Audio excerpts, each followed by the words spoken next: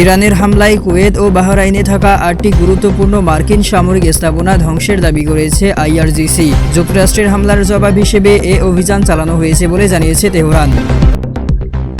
Hormuz প্রণালীতে জাহাজ চলাচলে toll আরোপ ইস্যুতে মুখোমুখি অবস্থানে যুক্তরাষ্ট্র ও ইরান। মার্কিন পররাষ্ট্রমন্ত্রী মার্কো রুবিও বলেছেন, হরমুজ প্রণালীতে ইরান কোনো টোল বসাতে পারবে না। ইতালির প্রধানমন্ত্রী জর্জিয়া মেলোনিকে নিয়ে আবারও কটাক্ষ করেছেন যুক্তরাষ্ট্রের প্রেসিডেন্ট ডোনাল্ড ট্রাম্প।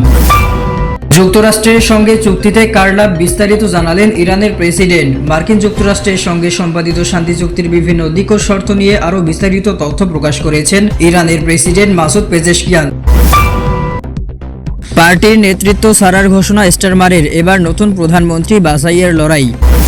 সৌদি আরবে কর্মরত প্রবাসী বাংলাদেশিদের কোনো ধরনের সাদা কাগজে সই কিংবা টিপসই দেওয়ার ক্ষেত্রে সর্বোচ্চ সতর্ক থাকার পরামর্শ দিয়েছে রিয়াদে অবস্থিত বাংলাদেশ দূতাবাস। বাংলাদেশের প্রতিরক্ষা সক্ষমতা বাড়াতে চীন থেকে 24টি অত্যাধুনিক J-10CE মাল্টিরোল যুদ্ধবিমান কেনার পরিকল্পনা চূড়ান্ত পর্যায়ে রয়েছে। শুনছিলেন সংবাদ শিরোনাম, এবারে বিস্তারিত। ইরানের হামলায় কুয়েত ও বাহরাইনে গুরুত্বপূর্ণ ৮ মার্কিন সামরিক স্থাপনা ধ্বংসের দাবি।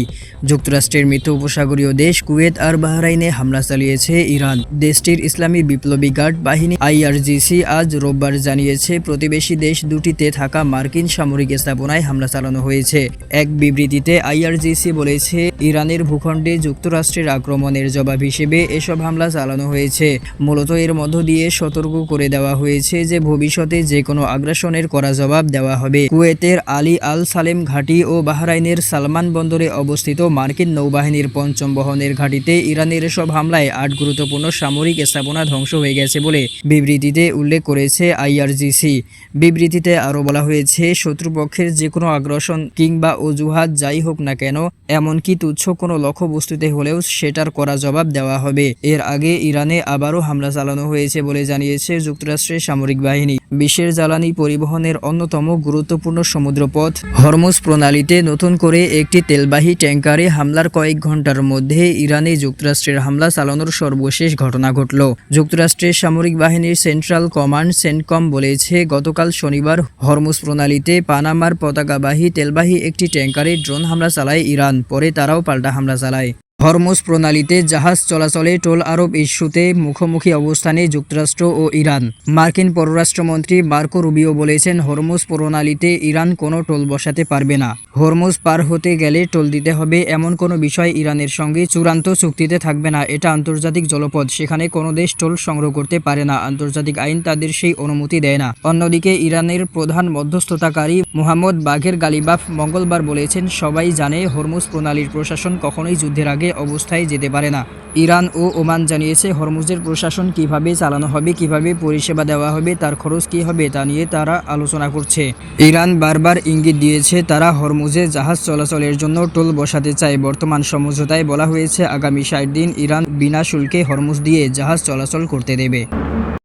ইতালির প্রধানমন্ত্রী জর্জিয়া মেলোনিকে নিয়ে আবারও কটাক্ষ করেছেন যুক্তরাষ্ট্রের প্রেসিডেন্ট ডোনাল্ড ট্রাম্প। ফ্রান্সে অনুষ্ঠিত G7 সম্মেলনে মেলোনি তার সঙ্গে ছবি তোলার জন্য বারবার অনুরোধ করেছিলেন বলে দাবি করেছেন ট্রাম্প। এ নিয়ে দুই নেতার মধ্যে চলমান উত্তেজনা আরও বেড়েছে। স্থানীয় সময় শনিবার 20 জুন সামাজিক যোগাযোগ মাধ্যমে ট্রাম্প লেখেন, G7 সম্মেলনে ইতালির প্রধানমন্ত্রী জর্জিয়া মেলোনি আমার সঙ্গে ছবি তোলার জন্য বারবার অনুরোধ করেছিলেন। একই সঙ্গে তিনি দাবি করেন, ইরানের বিরুদ্ধে যুক্তরাষ্ট্রকে সমর্থন না দেওয়ায় মেলোনির জনপ্রিয়তা কমে যাচ্ছে। খবর CNN এর। তবে ট্রাম্পের মন্তব্যের তীব্র প্রতিক্রিয়া জানিয়েছেন মেলোনি। ফেসবুকে দেওয়া এক পোস্টে তিনি বলেন, প্রেসিডেন্ট ট্রাম্প এই ধরনের অপ্রয়োজনীয় ও ভিত্তিহীন আক্রমণ অর্থহীন। তিনি আরও বলেন, যুক্তরাষ্ট্রের প্রেসিডেন্টের সঙ্গে ব্যক্তিগত সম্পর্ক তার জনপ্রিয়তার উৎস নয়, বরং ইতালির স্বার্থ রক্ষার কারণেই জনগণকে তাকে সমর্থন করে। মেলোনি বলেন, আমার জনপ্রিয়তা নিয়ে আপনার চিন্তা করার প্রয়োজন নেই, বরং নিজের জনপ্রিয়তা নিয়ে ভাবাই ভালো। এর আগে ইতালির টেলিভিশন চ্যানেল লা 7 কে দেওয়া এক সাক্ষাৎকারে ট্রাম্প দাবি করেন, মেলোনি মেলোনি তার সঙ্গে ছবি তোলার জন্য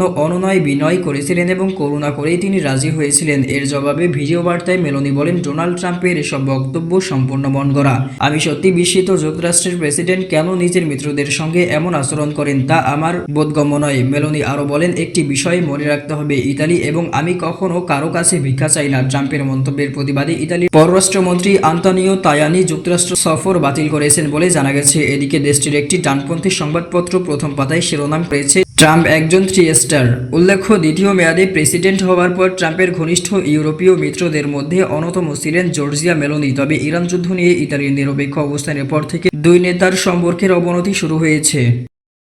যুক্তরাষ্ট্রের সঙ্গে চুক্তিতে কার লাভ, বিস্তারিত জানালেন ইরানের প্রেসিডেন্ট। মার্কিন যুক্তরাষ্ট্রের সঙ্গে সম্পাদিত শান্তি চুক্তির বিভিন্ন দিক ও শর্ত নিয়ে আরও বিস্তারিত তথ্য প্রকাশ করেছেন ইরানের প্রেসিডেন্ট মাসুদ পেজেশকিয়ান। তিনি জানিয়েছেন, চলমান যুদ্ধ অবসান ও সমঝোতার অংশ হিসেবে কাতারে জব্দ থাকা 6 বিলিয়ন তথা 600 কোটি মার্কিন ডলারের ইরানি তহবিল তেহরানের কাছে ফেরত দেওয়া হবে। খবর আল জাজিরার। তাসনিম নিউজ এজেন্সিকে প্রেসিডেন্ট পেজেশকিয়ান আত্মবিশ্বাসের সঙ্গে বলেন, সমঝোতা স্মারকের MOU প্রতিটি ধারা ও বিধান ইরানের পক্ষে রয়েছে। এই আলোচনা ও কূটনৈতিক দর কষাকষির সুফল খুব শীঘ্রই সবার সামনে স্পষ্ট হয়ে উঠবে।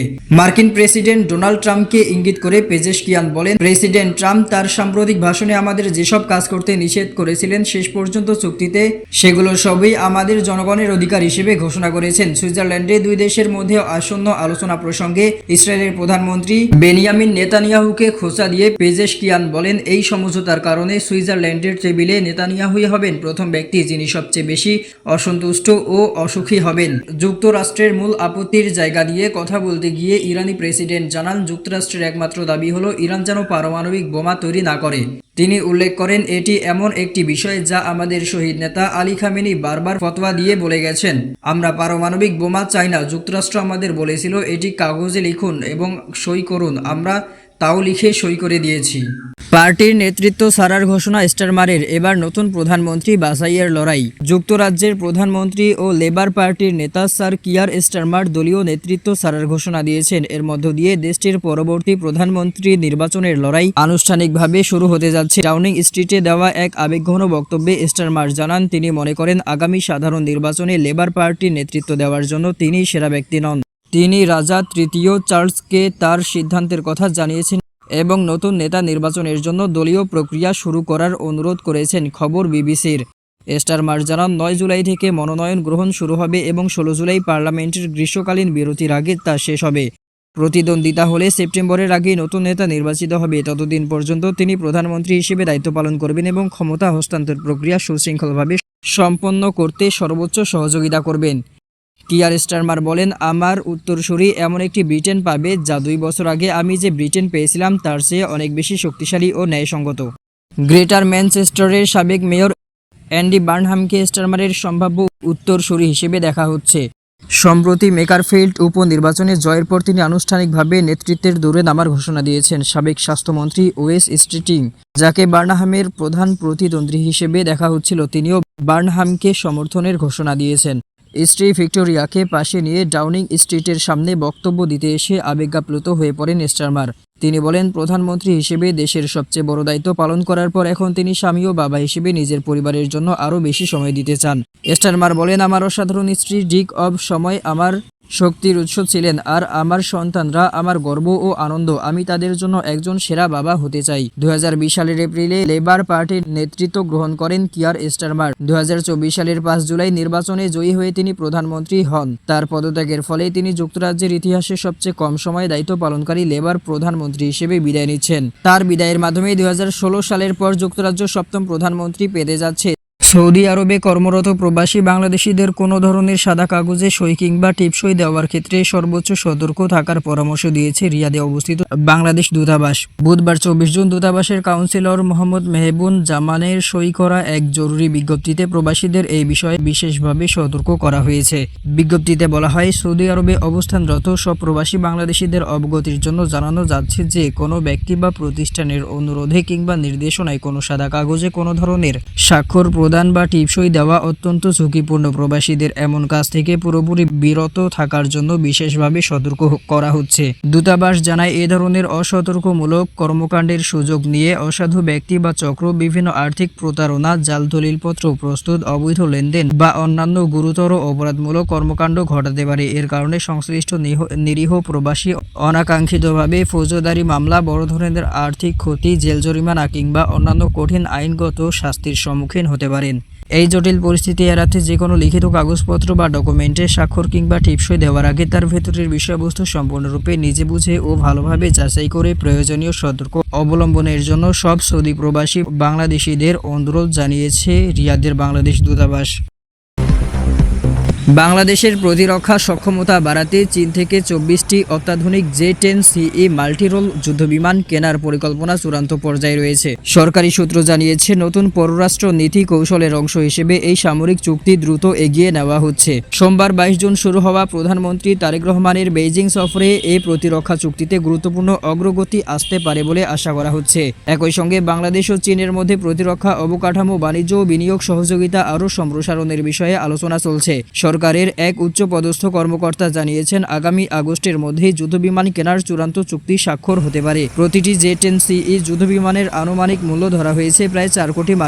চুক্তির বিষয়ে আলোচনা এগিয়ে নিতে সম্প্রতি চীনের একটি প্রতিনিধি দল ঢাকায় সফর করেছে। বেইজিং সফরে বাংলাদেশের প্রতিনিধিরা চীনের প্রতিরক্ষা ও পররাষ্ট্র মন্ত্রণালয়ের কর্মকর্তাদের সঙ্গে পৃথক বৈঠকে বিষয়টি চূড়ান্ত করবেন। দুই দেশের সম্পর্ককে নতুন উচ্চতায় নিয়ে যেতে একটি যৌথ ঘোষণা বা ইশতেহার প্রকাশেরও সম্ভাবনা রয়েছে। এতে বাংলাদেশ ও চীনের সম্পর্ককে অভিন্ন ভবিষ্যৎ অংশীদারিত্ব হিসেবে উল্লেখ করা হতে পারে বলে কূটনৈতিক সূত্রে জানা গেছে।